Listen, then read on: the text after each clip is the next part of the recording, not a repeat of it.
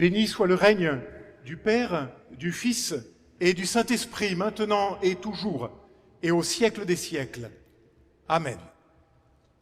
Frères et sœurs, vous qui nous rejoignez via la chaîne YouTube de la paroisse Saint-Pierre du Gros-Caillou, que je remercie encore de nous accueillir, soyez vous aussi derrière vos écrans les bienvenus à cette célébration du Vivre à quatre, où des membres de la commission de théologie ont préparé et qui sera présidé par le père Jacques Delongeau, curé de la paroisse, par Catherine Cirque-Lucas, par le père Gilbert Seville et par moi-même, Jean-François Brenne.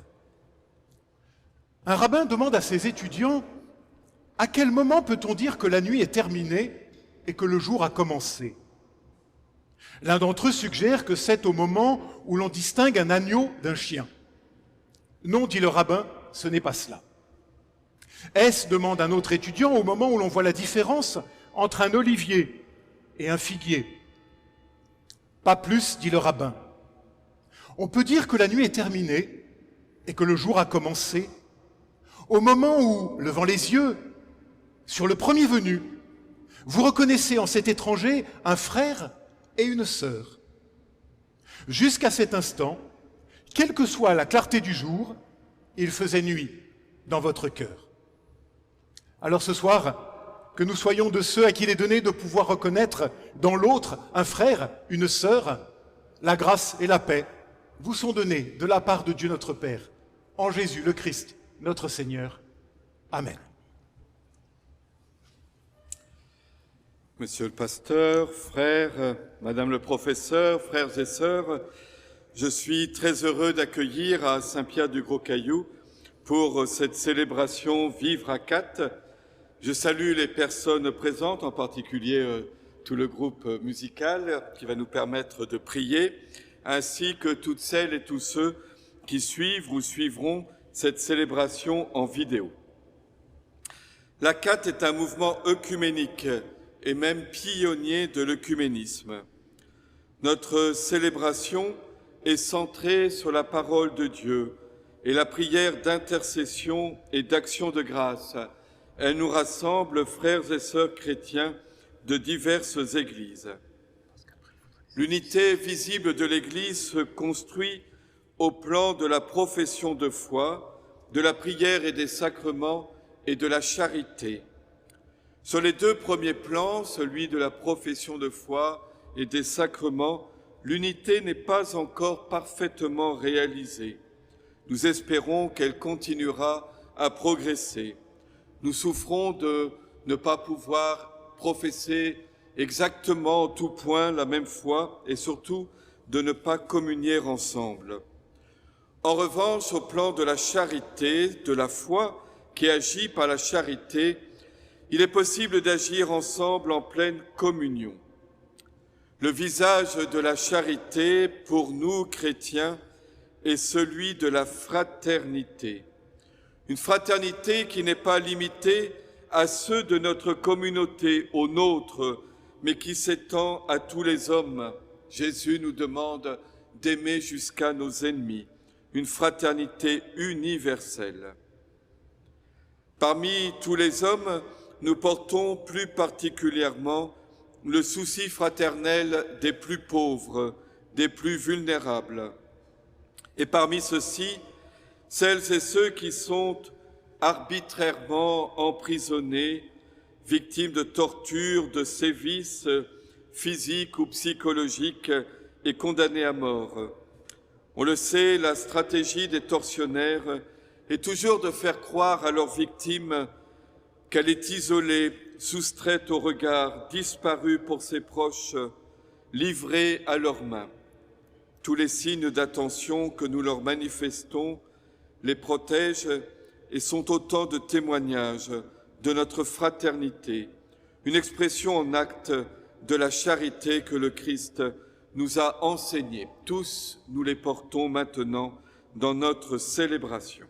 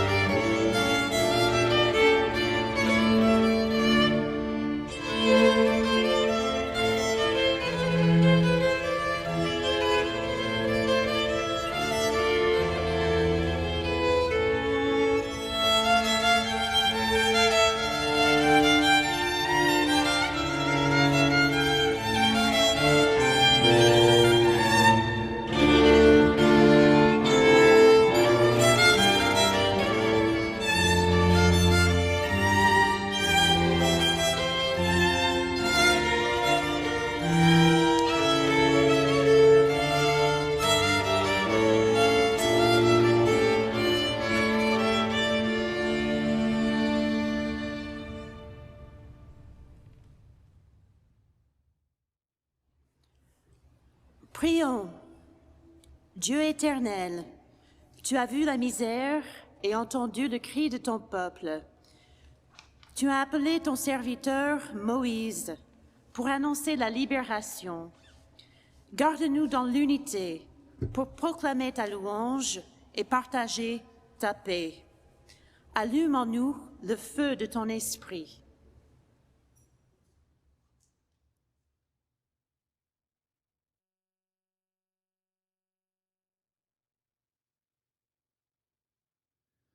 Comme un cerf altéré brame, pourchassant le frais des eaux, ô Seigneur, ainsi mon âme soupire après tes ruisseaux.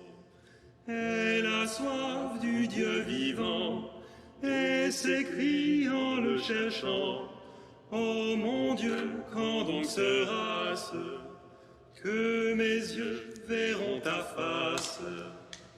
Mon seul pain, ce sont mes larmes, nuit et jour en tous les lieux.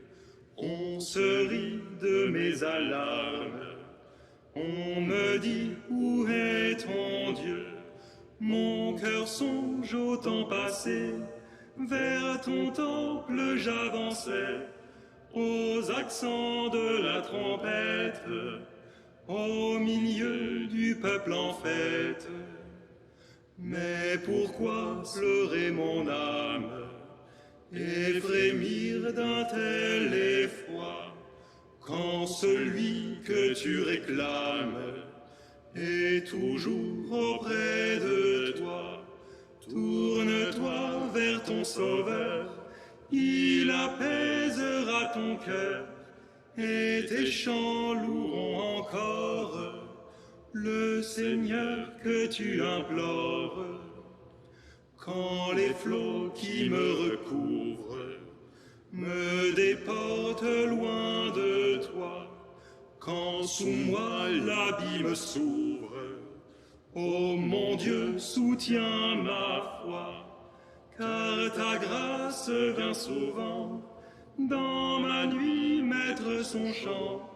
À nouveau dans ma prière, Dieu d'amour, mets ta lumière.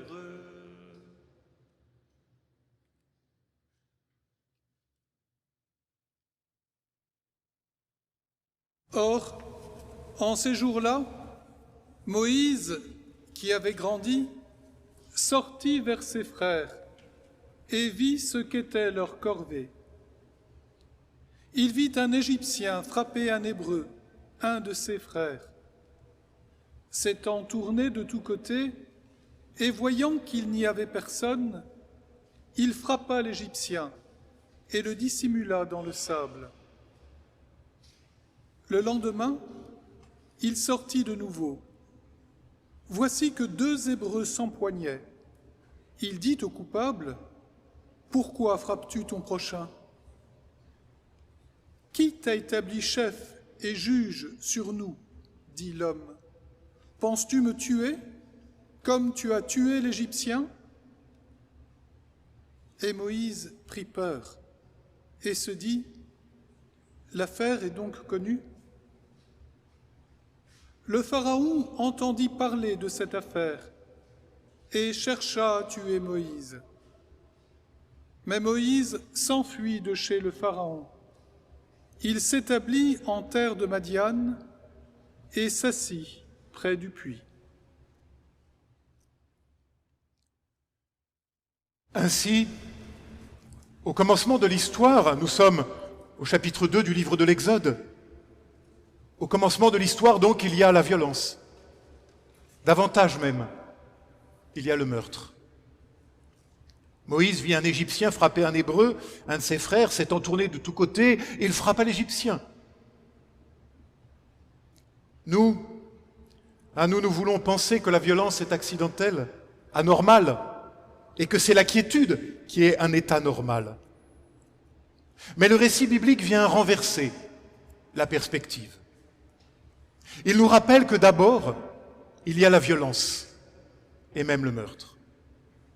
Depuis la nuit des temps, depuis Caïn c'est-à-dire depuis la première fratrie, la violence qui déborde lorsque les mots ne sont plus possibles. Même pour Moïse donc. Le Premier Testament, dit la théologienne catholique Marie-Laure Durand, a la réputation d'être un livre violent. Mais c'est parce que la réalité est violente, décevante, douloureuse, et que la Bible donne à voir le monde et les humains tels qu'ils sont. Violence originelle qui s'enracine dans l'incapacité d'une parole vraie. Déjà, entre Caïn et Abel, pas un mot ne nous est rapporté alors entre les deux frères. Et là encore, au début du texte de ce jour, Moïse voit, il voit frapper, il frappe en retour, il cache. Aucun mot, pas de parole. Depuis l'origine, il en est ainsi. Et il en sera sûrement toujours ainsi, car le mal est banal. Et c'est peut-être l'assurgissement d'une autre manière d'être qui est extraordinaire, merveilleuse, lumineuse. Mais pour cela, une seule condition. Il faut qu'une parole advienne. Alors enfin, elle peut nous mettre en route et nous ouvrir à une autre manière d'être homme, femme. La peur encore demeure, mais déjà s'esquisse une autre manière d'être et de réagir. Et le mouvement se fait fuite, soit, mais la fuite est déjà un mouvement de vie pour préserver la vie. Et c'est alors le nomadisme qui s'installe, car la terre de Madian, c'est une terre de nomades, et la seule sécurité possible est celle d'un puits, dans l'assise provisoire d'une halte. Étrange début d'histoire pour l'un des plus grands personnages de notre Bible. Pourquoi passer par lui? Pourquoi ce détour par ce texte vieux de près de 3000 ans? Peut-être parce que, comme le dit encore Marie-Laure Durand, lire la Bible, c'est accepter de lire des histoires qui ne nous concernent pas pour mieux comprendre celles que l'on vit. C'est accepter de lire des histoires pour arrêter de s'en raconter. Fin de citation. Parce que il faut parfois prendre cette distance-là pour entendre autre chose que la tyrannie des apparences et des évidences qui sont toujours trompeuses. Parce qu'il nous faut, nous aussi, entendre une parole autre pour nous mettre en route.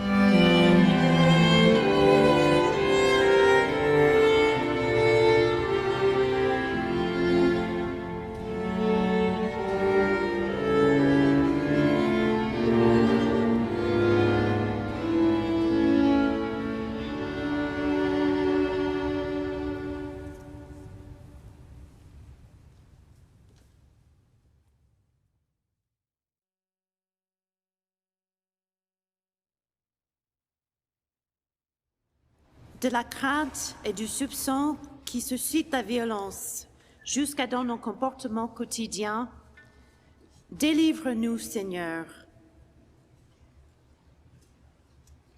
Des décisions qui font croître la pauvreté et fragilisent des frères et sœurs, Délivre-nous, Seigneur,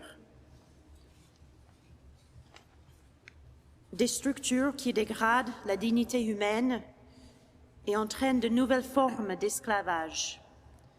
Délivre-nous, Seigneur.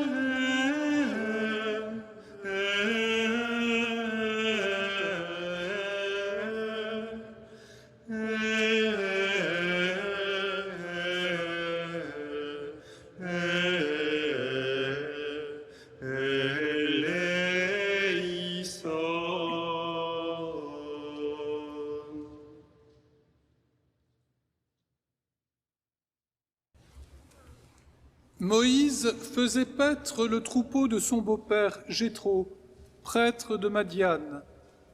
Il mena le troupeau au-delà du désert et parvint à la montagne de Dieu, à l'Horeb. L'ange du Seigneur lui apparut dans une flamme de feu du milieu du buisson. Il regarda. Le buisson était en feu et le buisson n'était pas dévoré. Moïse dit : « Je vais faire un détour pour voir cette grande vision. Pourquoi le buisson ne brûle-t-il pas ?» Le Seigneur vit qu'il avait fait un détour pour voir, et Dieu l'appela du milieu du buisson. « Moïse, Moïse !» Il dit : « Me voici. » Il dit : « N'approche pas d'ici. Retire tes sandales de tes pieds, car le lieu où tu te tiens est une terre sainte. » Il dit : « Je suis le Dieu de ton père, Dieu d'Abraham, Dieu d'Isaac, Dieu de Jacob. » Moïse se voila la face, car il craignait de regarder Dieu. Le Seigneur dit : « J'ai vu la misère de mon peuple en Égypte, et je l'ai entendu crier sous les coups de ses chefs de corvée. Oui, je connais ses souffrances. Je suis descendu pour le délivrer de la main des Égyptiens et le faire monter de ce pays vers un bon et vaste pays, vers un pays ruisselant de lait et de miel, vers le lieu du Cananéen, du Hittite, de l'Amorite, du Périzite, du Hivite et du Jébusite. Et maintenant, puisque le cri des fils d'Israël est venu jusqu'à moi, puisque j'ai vu le poids que les Égyptiens font peser sur eux, va maintenant, je t'envoie vers le Pharaon, fais sortir d'Égypte mon peuple, les fils d'Israël.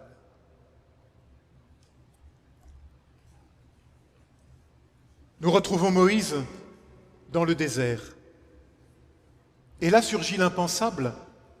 Le désert se fait l'écrin d'une parole. En hébreu, désert se dit midbar, et midbar, par homophonie, signifie aussi « ça parle », là où une parole se fait entendre. Théophanie par excellence, où le tout autre se donne à rencontrer et à entendre à un meurtrier fuyard. Pas à un homme sage et vertueux, en tout cas pas encore, non, à un meurtrier en fuite. C'est cet homme-là qui est choisi entre tous pour devenir porte-parole de ce Dieu qui vient faire brèche dans la violence des hommes. Non plus à grand renfort d'eau et de déluge, mais en une voix qui vient nous offrir la grâce d'un chemin de la parole. Car ce que dit la voix venue du feu qui brûle sans se consumer, c'est « J'ai vu la misère de mon peuple, je l'ai entendu crier ». Sa théophanie survient pour faire barrage à la violence de l'humain. J'ai vu sa misère, dit Dieu.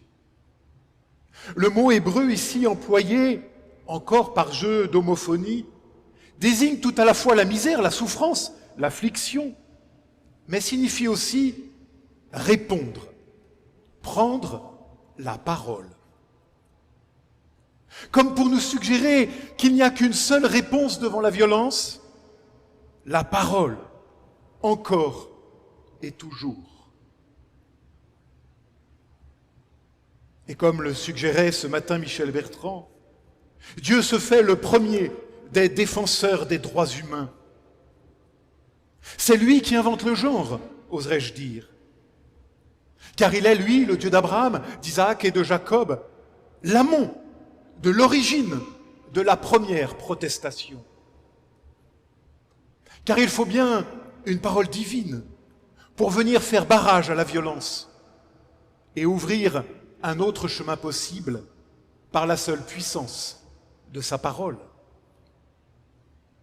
Et comme nombre de défenseurs des droits, lui aussi Dieu, à l'autre bout de l'histoire biblique, subira la violence dans la chair de l'homme de Nazareth.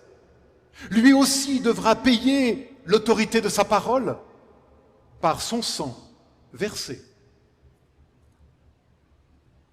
Mais revenons à notre texte. Alors émerge enfin un dialogue possible, celui qui vient justement briser la violence. Moïse, me voici. Je suis, j'ai vu, va, je t'envoie. Et c'est la vocation première, là où s'enracinent toutes les autres, délivre.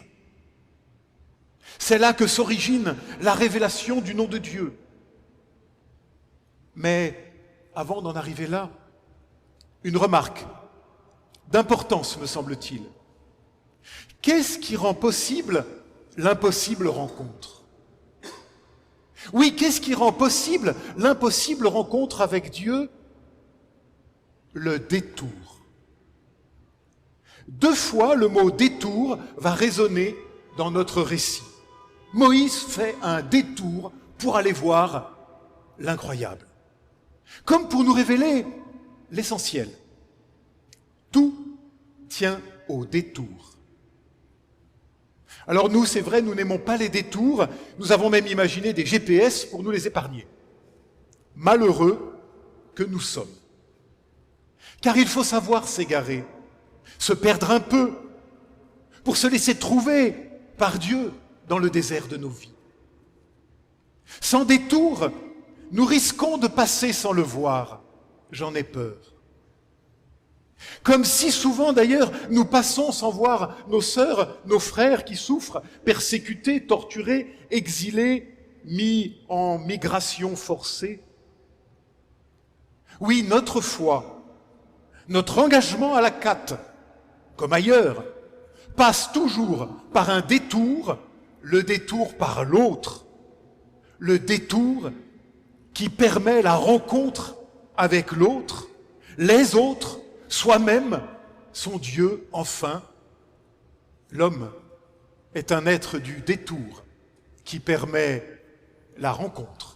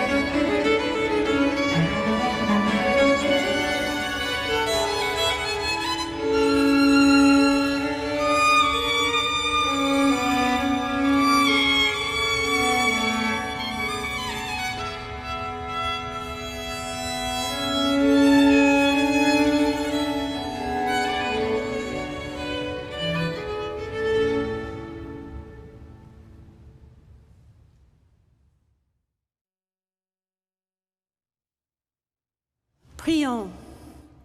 Dieu éternel, tu nous délivres de la main des oppresseurs et nous conduis vers un bon et vaste pays dans l'espérance du royaume. En Jésus-Christ, tu nous libères du péché et nous donnes la vie en abondance. Gloire, honneur et louange à ton nom pour les siècles des siècles. Amen.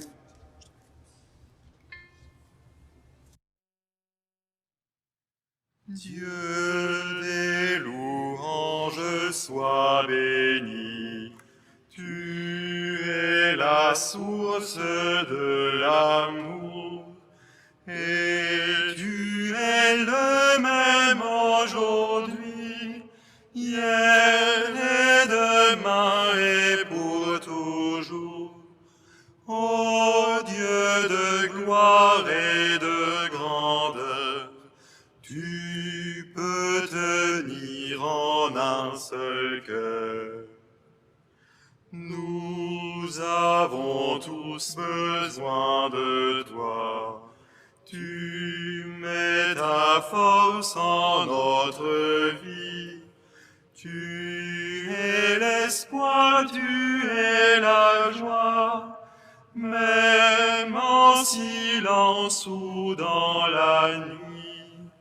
Donne le pain, donne la paix, l'amour de ce que tu promets. Dans la douleur et la beauté, dans toute vie et tout destin, fais rayonner ta vérité, comme un soleil sur un jardin. Garde nos corps et nos esprits, au nom du Seigneur Jésus-Christ.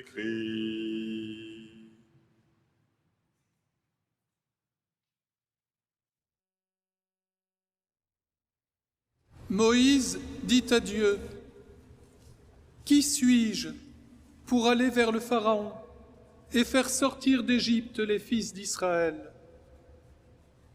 Je suis avec toi, dit-il, et voici le signe que c'est moi qui t'ai envoyé.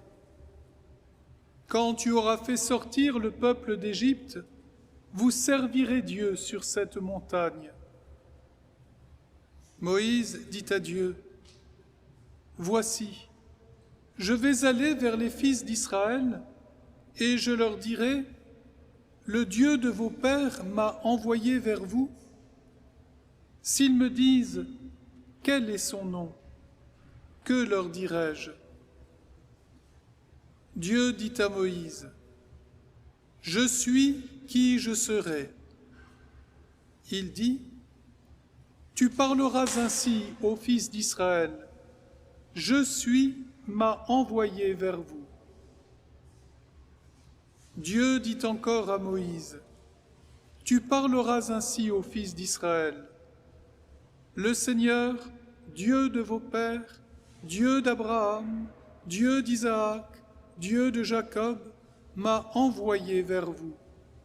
C'est là mon nom à jamais. C'est ainsi qu'on m'invoquera d'âge en âge. » Et le détour permet la rencontre avec l'inattendu, car l'autre est toujours inattendu. Surgit la question, légitime après tout, qui suis-je pour faire cela? Moi, le meurtrier fuyard, demande Moïse. Remarquons, chemin faisant, que Dieu ne répond pas à cette question, car là n'est pas la question. Car nous ne serons jamais à la hauteur de la tâche qui nous attend. Bien sûr que non, si nous comptons sur la seule force de nos petits bras musclés. La réponse de Dieu, c'est « Je suis avec toi ». C'est la promesse qu'un autre combat avec nous pour la justice, qu'un autre veille avec nous, pour nous, sur nous.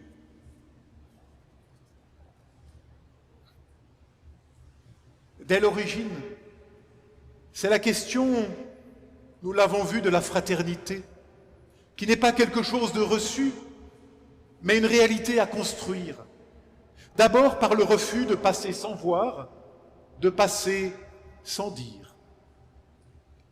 Marie-Laure Durand a encore d'écrire « La Bible s'adresse à tous ceux qui, à un moment ou à un autre, constatent que la brutalité est à l'œuvre dans une relation qui se joue sous leurs yeux. » Et la Bible raconte une histoire dans laquelle il n'est pas possible de laisser tomber. Qu'on y soit pour quelque chose ou pas, qu'on ait bonne vue ou pas. Fin de citation.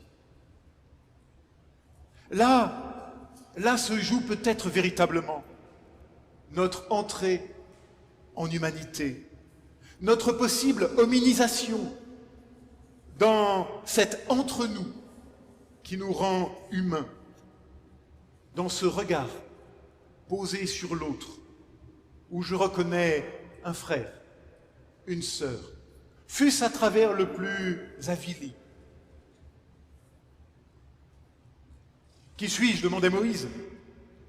Mais là n'est pas la question. La question est, qui es-tu en relation à l'autre ?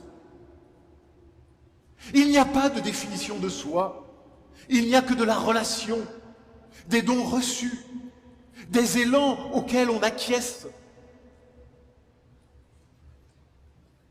Je cite le frère Timothy Radcliffe, un dominicain, qui dit « L'éthique, c'est apprendre à se comporter les uns avec les autres pour être en relation avec toujours plus de profondeur. Une action n'est pas mauvaise parce qu'elle est interdite, elle est mauvaise si elle sape la communication humaine. » Fin de citation. Être en relation et en communication avec le plus de justesse possible. Voilà cet entre-nous qui nous fait hommes, femmes. Et ce qui compte, Ce n'est pas qui je suis. C'est que nous puissions répondre avec Moïse, « Me voici !» Tout se joue là. Nous sommes convoqués à l'action, à reprendre route, celle de la construction de la fraternité, et qui ne peut passer que par la libération de toutes nos aliénations.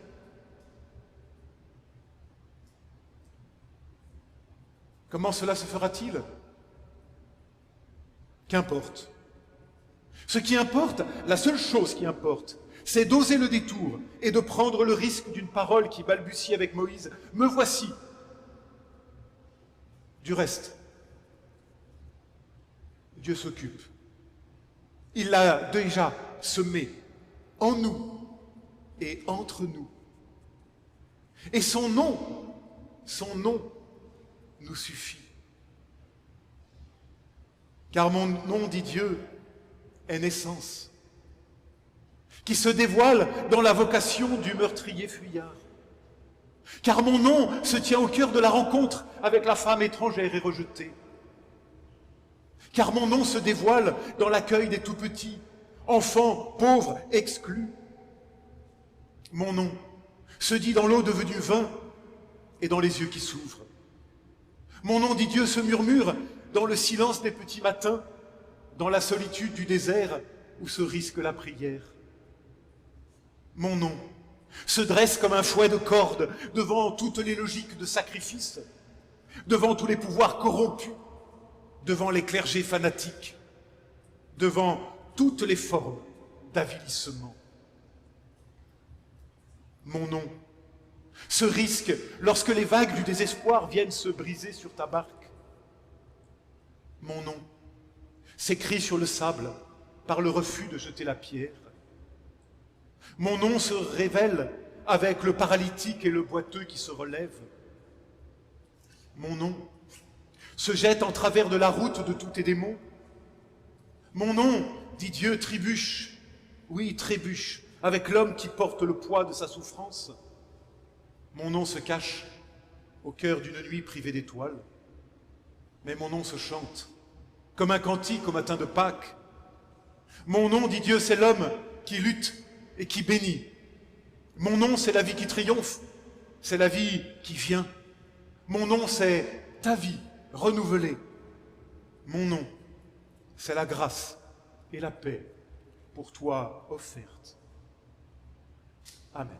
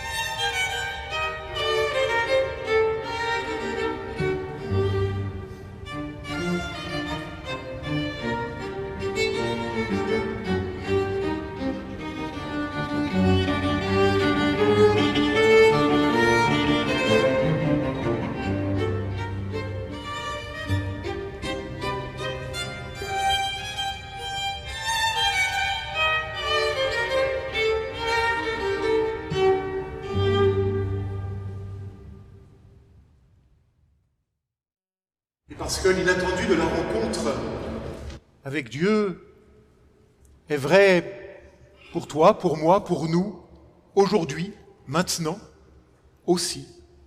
Nous avons voulu le symboliser, l'exprimer, le visualiser en allumant ce buisson que nous espérons ardent, en tout cas dans nos cœurs.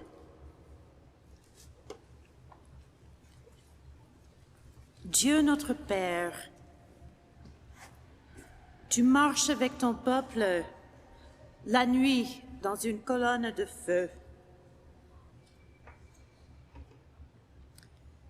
Jésus, notre frère, tu viens apporter le feu sur la terre. Esprit Saint, notre défenseur, tu allumes en nous le feu de ton amour.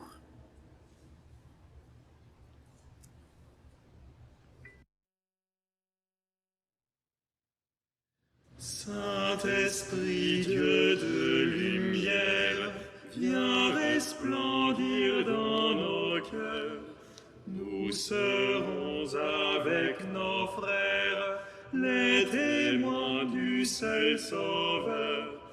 Fais-nous vivre en ta présence, revêt-nous de ta puissance, et baptise-nous de feu. Esprit Saint, Esprit de Dieu, viens, Esprit de la promesse, défenseur venu d'en haut, sois vainqueur de nos faiblesses, donne-nous des cœurs nouveaux, fais-nous vivre en ta présence, revêt-nous de ta puissance, et baptise-nous de feu, Esprit Saint, Esprit de Dieu.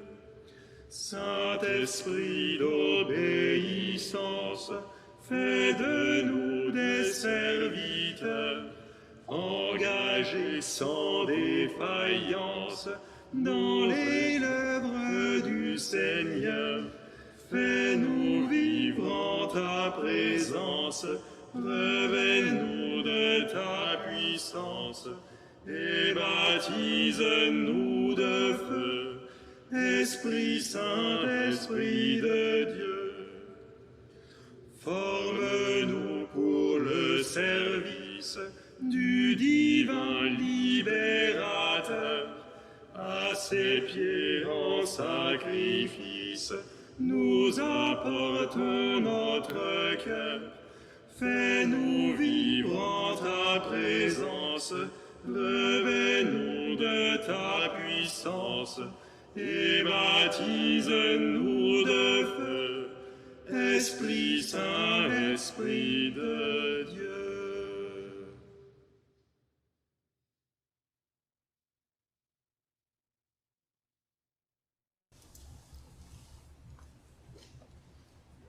Confiant que sa tendresse a déjà entendu notre appel, crions vers Dieu pour nos sœurs et frères. Seigneur, écoute-nous. Seigneur, exauce-nous. Souviens-toi de toutes les personnes victimes de la torture, des abus et des violences. Donne leur soutien et réconfort. Seigneur, écoute notre prière. Nous te confions aussi ceux qui les oppriment. Libère-les de leur propre violence et des puissances du mal qui les asservissent. Seigneur, écoute notre prière. Donne la force à ceux et celles qui consacrent leur énergie à la défense des droits humains, en particulier les femmes défenseurs des droits en Colombie, aux Philippines, au Burundi. Seigneur, écoute notre prière. Seigneur, écoute-nous. Seigneur, exauce-nous.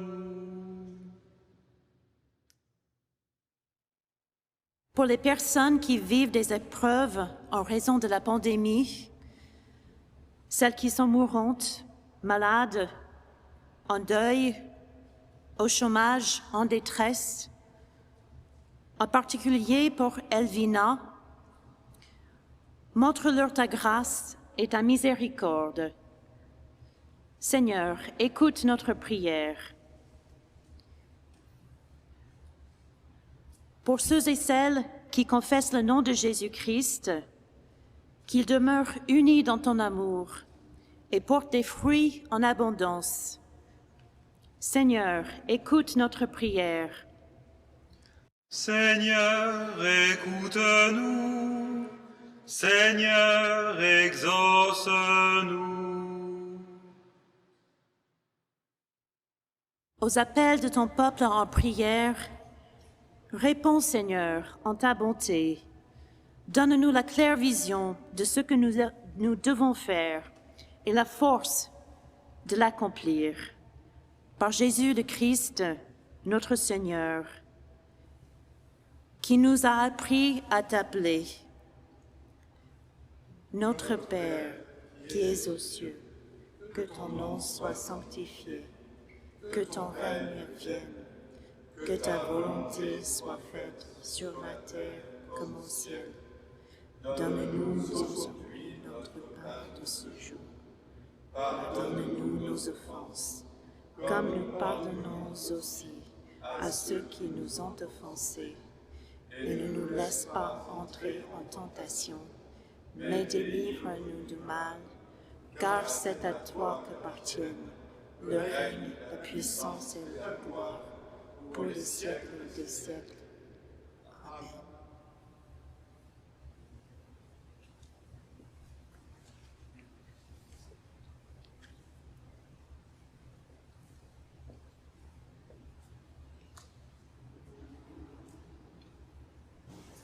Avant de recevoir la bénédiction de la part de l'Éternel,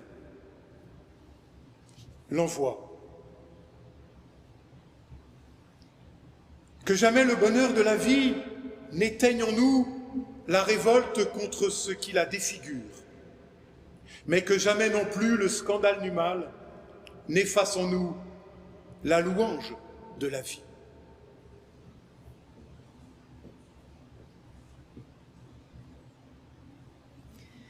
Que jamais les mots qui nous font vivre, tendresse, plaisir, liberté, confiance, ne se referment en des certitudes figées, mais qu'ils soient source d'une quête toujours inachevée.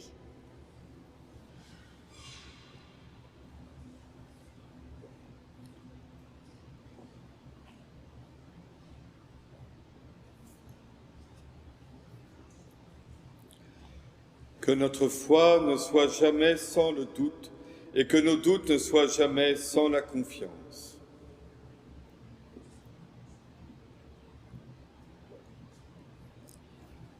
Que l'émerveillement de recevoir la vie comme un don, comme une grâce, n'altère pas nos capacités d'indignation devant l'injustice, mais soutienne en nous la promesse et la passion d'un monde autre.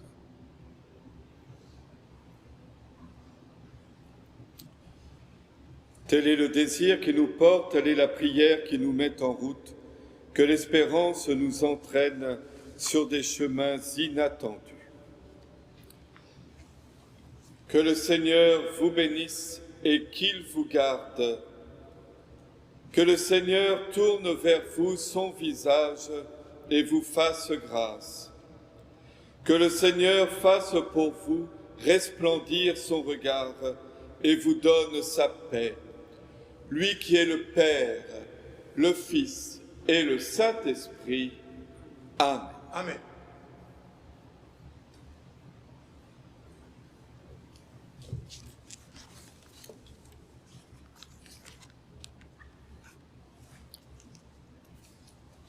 Nous adressons nos remerciements à la paroisse Saint-Pierre du Gros-Caillou, son curé, le Père Jacques de Longour, l'équipe technique du Père Cyril Novi, les musiciens Frédéric Chavel, Johanna Reichel, Jacob Reichel, Cécile Sykes, les chantres Elias Tatarouche, Lucien Moissonnier.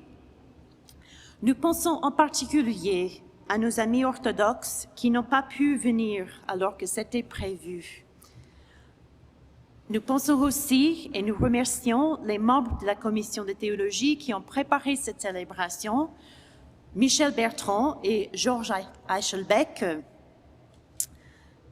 La commission de théologie a le souci de la représentation de toutes les confessions chrétiennes, aussi bien dans ses travaux que dans ses célébrations. Nous vous invitons à nous rejoindre sur le parvis virtuel pour un temps fraternel en cliquant sur le lien qui vous a été envoyé par Pixago. Merci.